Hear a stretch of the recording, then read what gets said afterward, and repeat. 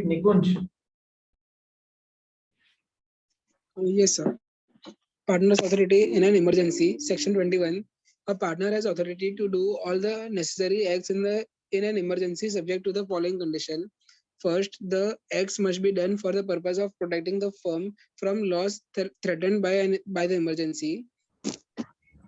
Second, the partner must act as a prudent person would act under similar circumstances in his own case.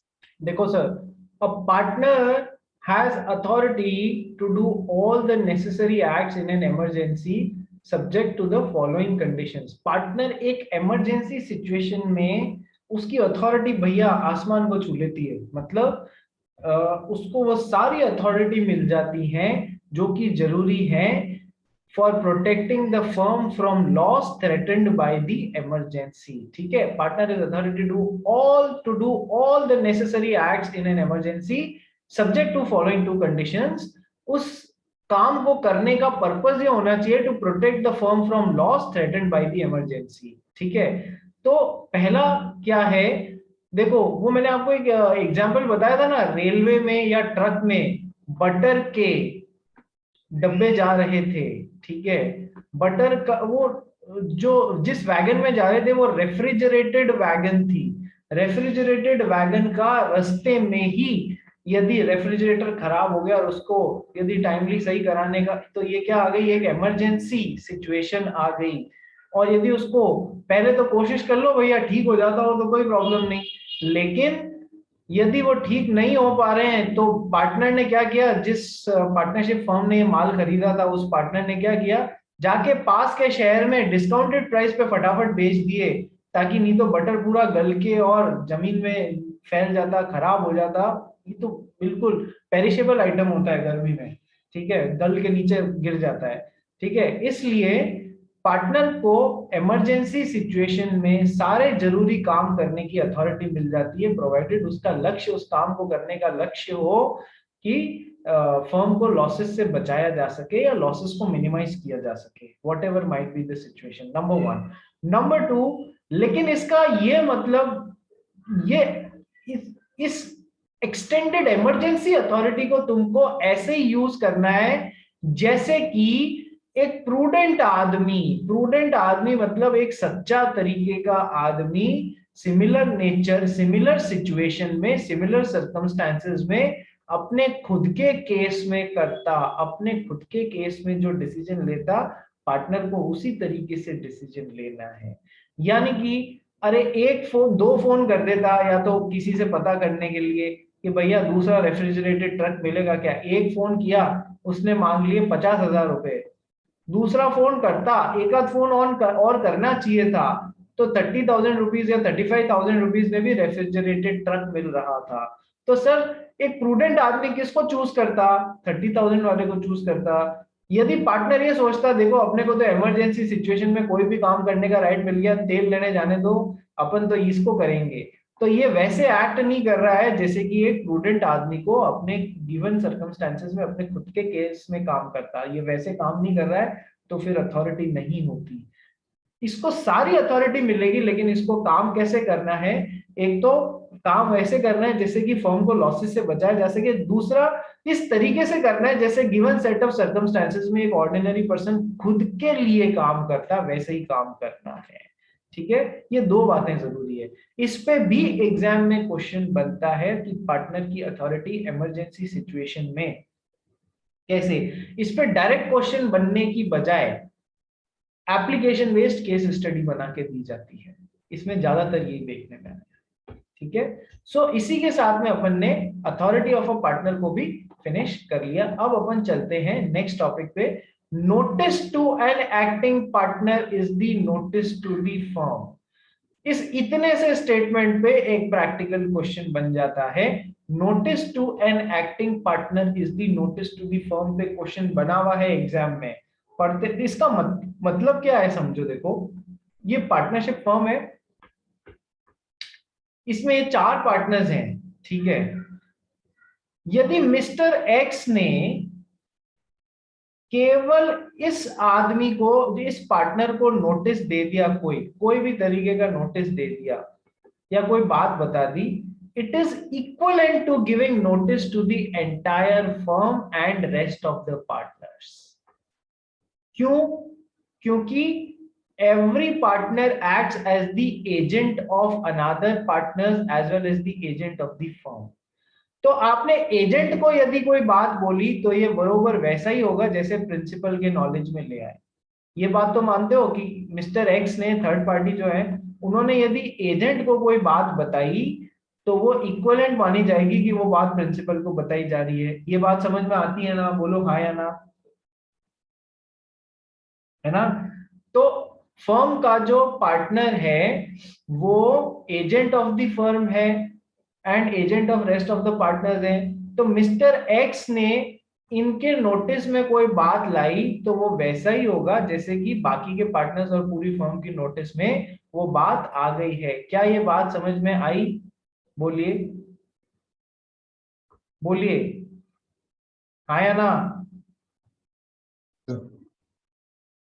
सभी जने? अरे क्या बात है, आज सैटरडे मूड में हो गया रे? अरे आज सैटरडे मूड में हो क्या Devansh? Yes sir. Saturday mood में है क्या? नहीं सर। नहीं सर, मुझे लगा आलिया भट्ट का सैटरडे सैटरडे गाना ज्यादा ही सुन लिया तूने। चलो आ जाओ यार, बी एक्टिव, एक्टिव रहो सब जने, ठीक है? So notice to an active partner is the notice to the firm provided, देखो ये कंडीशंस फॉलो होने चाहिए। पूरा पढ़ते हैं फिर एक क्वेश्चन कराता हूं इस पे आपको। पढ़ भाई निकुंज। Yeah. Notice to an acting partner, section 24. Notice to a partner who habitually acts in the business of the firm of any matter relating to the affairs of the firms operates as notice to the firm. देखो ये बहुत जरूरी बात है जो इस paragraph में लिखी गई है। Notice to a partner who habitually acts in the business of the firm, यानी कि जो जनरली फर्म के बिजनेस के लिए काम करता है, यानी कि एक्टिव पार्टनर की बात करी जा रही है। एक्टिव पार्टनर को यदि आपने नोटिस दिया है तो वो बाकी के पार्टनर और पूरी फर्म को नोटिस के बराबर माना जाएगा। लेकिन यदि आपने डॉर्मेंट या स्लीपिंग पार्टनर को, आपने किसी डॉर्मेंट या स्लीपिंग पार्टनर को नोटिस दिया है तो फिर ये रूल अप्लाई नहीं होगा कि पूरी फर्म को वो नोटिस मिल चुका है, ठीक है? तो वर्किंग पार्टनर या एक्टिव पार्टनर को ही दिया गया नोटिस के लिए ये रूल अप्लाई होगा, पहली बात। दूसरी बात, वो जिस बाबत नोटिस दिया जा रहा है that matter should relate to the affairs of the firm, ठीक है? That matter should relate to the affairs of the firm. देखो कितनी खूबसूरत बात बोली गई है इसमें। क्या होता है, एक आदमी है mister A, mister B, mister C, mister D, all are active partners, ठीक है भैया? अब क्या है, मिस्टर ए को पर्सनल कैपेसिटी में कोई एक नोटिस पकड़ाना है मिस्टर एक्स को, इनकी पर्सनल कैपेसिटी में। उसका इस फर्म के धंधे से कोई लेना देना नहीं है, उसका इस फर्म के बिजनेस से कोई लेना देना नहीं है। क्या होता है ना, जब कोर्ट से समन भेजे जाते हैं, समन मतलब समझते हो आप लोग? कोर्ट से बुलावा आता है कि भैया आपके खिलाफ ये केस आया है तो आपको आके फाइट करना पड़ेगा। तो उस समन को सामने वाली पार्टी को तामील भी कराना पड़ता है। तामील मतलब सामने वाली पार्टी जिसके खिलाफ केस किया गया है उसकी नॉलेज में लाना पड़ता है, तब केस चालू होता है, ठीक है? मिस्टर ए बचते जा रहे हैं, ना घर पे नोटिस ले रहे हैं ना कहीं पर नोटिस ले रहे हैं।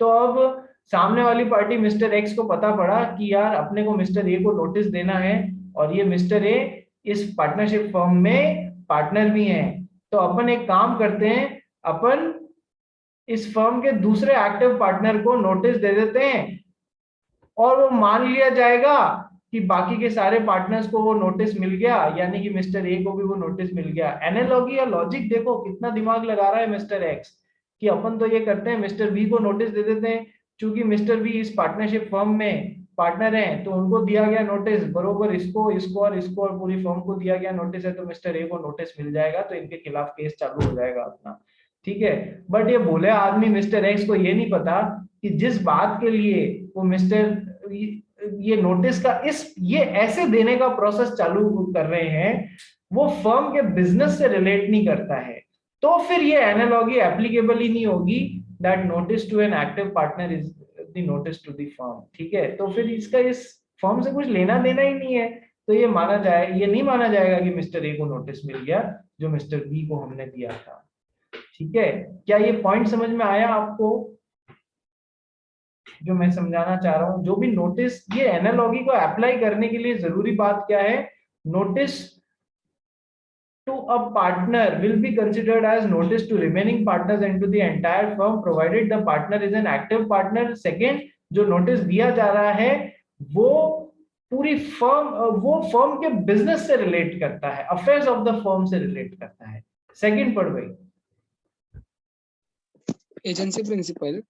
Just as a notice to an agent is notice to his principal, notice to a partner is equivalent to the notice to rest of the partners of the firm. देखो, एजेंसी प्रिंसिपल अभी बोला ना, every since every partner is an agent of another partners, तो जैसे आपने agent को notice दिया वो सारे प्रिंसिपल को मिल जाएगा, वही सेम एनालॉजी इधर लगाई गई है। कंडीशंस क्या क्या जरूरी है? This notice must be actual and not constructive. B, it must be received by a working partner and not by a dormant or sleeping partner. C, it must relate to the firm's business. ठीक है, इसमें कुछ समझाने लायक नहीं है, notice सही में दिया गया होना चाहिए, कंस्ट्रक्ट करे जाए ऐसा नहीं कि मान लिया जाए, ऐसा कभी नहीं होगा। ठीक है, notice to agent of the firm, it would also constitute notice to the firm. Sir कई बार तो पार्टनर्स तो एजेंट होते ही हैं, एक इस फर्म ने प्योरली एक एजेंट अपॉइंट किया, ठीक है, वो पार्टनर नहीं है, कोई काम करवाना था कहीं पर, फर्म मुंबई की है, काम पुणे में करवाना था, पुणे में एजेंट अपॉइंट किया, पार्टनर अपॉइंट नहीं किया है, तो किसी ने यदि इसको नोटिस दिया है ना, तो वो भी बरोबर नोटिस टू दी फर्म माना जाएगा। तो अपने तो एजेंसी प्रिंसिपल वैसे भी लग रहा है, कोई प्रॉब्लम नहीं है इसमें।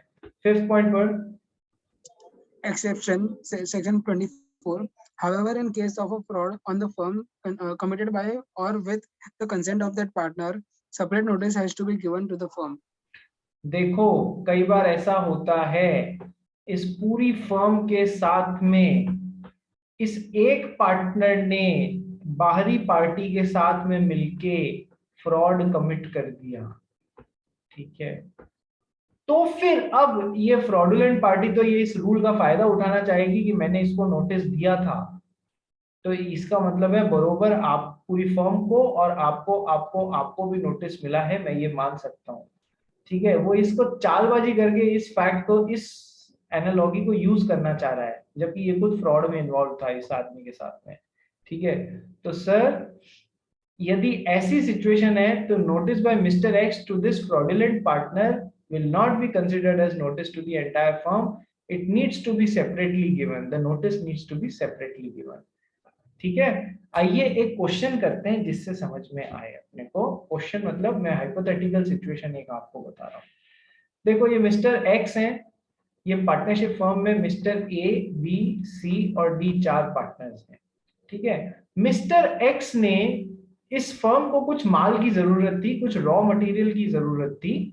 मिस्टर एक्स ने क्या किया कि मिस्टर बी माल के उसके लिए गए, ठीक है, तलाश के लिए। मिस्टर एक्स ने अपना माल मिस्टर बी को बताया, ठीक है, और बता दिया कि ये माल जो है इसमें ये प्लस पॉइंट्स हैं और ये नेगेटिव पॉइंट्स हैं। ठीक है, दोनों बातें खुल के बताई। ठीक है, मिस्टर बी ने फिर भी माल सेलेक्ट कर लिया। बाद में वो माल जो है बाकी पार्टनर्स हल्ला मचाने लग गए कि अरे इस माल में तो ये नेगेटिव पॉइंट्स हैं। मिस्टर एक्स बोलेगा कि देखो सर, मैंने तो पहले ही आपके जो पार्टनर खरीदने आए थे उनको प्लस भी बता दिए और माइनस पॉइंट्स भी बता दिए इस माल के, तो माल तो रिजेक्ट नहीं हो सकता। ठीक है, तो ये बात सही मानी जाएगी कि मिस्टर एक्स ने जब अपने माल के बाबत इनको पूरी तरीके से नोटिस दे दिया था, it will be considered as notice to rest of the partners and to the firm, so the mal can now not raw material cannot be rejected now। तो इस एनालॉगी का एप्लीकेशन देख लिया आपने, notice to one of the partners will be considered as notice to the firm provided ये notice जो है ये फर्म के बिजनेस उससे दिया जा रहा है, ऑर्डिनरी कोर्स ऑफ बिजनेस मतलब बिजनेस के रिलेशन में ये नोटिस दिया जा रहा है। सर बात समझ में आई क्या? बोलिए हाँ या ना, बोलो हाँ Yes, या sir. ना। ठीक है, कौन भाग गया रे बीच में से? देवांश कहाँ चला गया? जीत पटेल तेरा फ्रेंड भागने लग गया बीच में से। सर उसके तो नेटवर्क इश्यू है। ओह माय गॉड, ये तुम लोग में वैसी दोस्ती है क्या? जैसे देवांश के पापा ने 4 जगह मैसेज करके बोला देवांश अभी तक घर नहीं आया है, तुमको पता है क्या? तो चारों ने बोल दिया हाँ सर हमारे साथ में पढ़ रहा है। ठीक है जीत पटेल, वैसी दोस्ती दोस्त के लिए हानिकारक हो जाती है। चलिए अब आओ इसी सिचुएशन में एक नया क्वेश्चन बनाते हैं, वो फ्रॉड वाला पॉइंट जो अपन ने पढ़ा था ना वो। सर क्या हुआ, एक पार्टनरशिप फर्म थी, ए बी सी और डी 4 पार्टनर्स थे। मिस्टर एक्स का माल जो था जीन्स बनाने के लिए ये रॉ मटेरियल सप्लाई करते थे, और ये इस पार्टनरशिप फर्म का रेडीमेड गारमेंट्स का काम था, तो ये उस कपड़े से जीन्स बना के आगे बेचती थी। ठीक है, मिस्टर एक्स ने मिस्टर बी को पटाया, यार देख मेरा कुछ माल खराब हुआ पड़ा है, ठीक है, वैसे तो बिकेगा नहीं है ना, पर तू इस माल को यदि अपने यहाँ पर खपा देवे सही बोल के, ठीक है, तो मैं तुझे जो है मतलब मैं तुझे पर मीटर 100 रुपीज का मार्जिन दूंगा। इसको भी समझ में आ गया, ठीक है, फर्म में लॉस जा रहा है कोई बात नहीं, अपन तो यहाँ से प्रॉफिट कमा लेंगे, यानी ये दोनों मिलके फर्म के साथ में फ्रॉड करने की कोशिश कर रहे हैं। तो मिस्टर एक्स ने कहा देख मेरे माल में ये खराबी है, मैं तेरे को पहले से बता देता हूँ, ठीक है, बाद में जब माल रिजेक्ट होगा ना सब जने चिल्लाएंगे कि माल रिजेक्ट करो, तो मैं बोल दूंगा कि मैंने तो तेरे को पहले ही खामियां बता दी थी, तू बोल देना हाँ यार इसने माल तो बताया था मेरे को, ठीक है, इस तरीके से माल रिजेक्ट नहीं हो पाएगा, अपन दोनों मिल बांट के खा लेंगे जो भी पैसा है। ठीक है, तो अब ये दोनों मिलके क्या कर रहे हैं, they are committing a fraud with the firm, this partner and this outsider together they are committing a fraud। so इसको दिया गया नोटिस जो है वो नहीं माना जाएगा कि फर्म को नोटिस है, सेपरेटली देना पड़ेगा। ये एनालॉजी भी क्लियर हुई। So notice to an acting partner is the notice to the firm plus its ifs and buts we have read. ठीक है, प्रैक्टिकल क्वेश्चन पढ़ो और इस पोर्शन को खत्म करते हैं। निकुंज। Yeah. X, Y, and Z are partners of a trading firm. X, who actively participates in the management of the business of the firm, bought certain goods for the firm. The seller told X about the defect in the goods. A, is the firm liable to the seller? Stop. B, The firm is liable to the seller because notice to working partner operates as a notice to the firm। ठीक है sir, seller ने तो पहले ही defects बता दिए थे अपने goods में, ठीक है, तो उसने तो बिल्कुल notice to an active partner is the notice to the firm, बिल्कुल। तो अब वो माल चुकाने के लिए सेलर के प्रति पूरी पार्टनरशिप फर्म लायबल होगी। बी,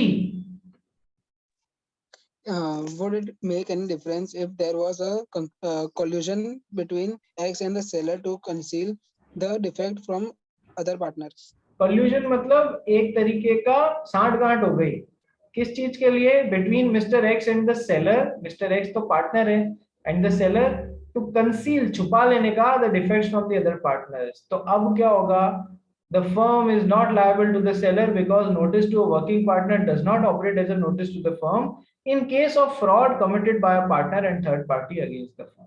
तो फिर अब सेपरेट नोटिस देने की जरूरत होगी यहाँ पर।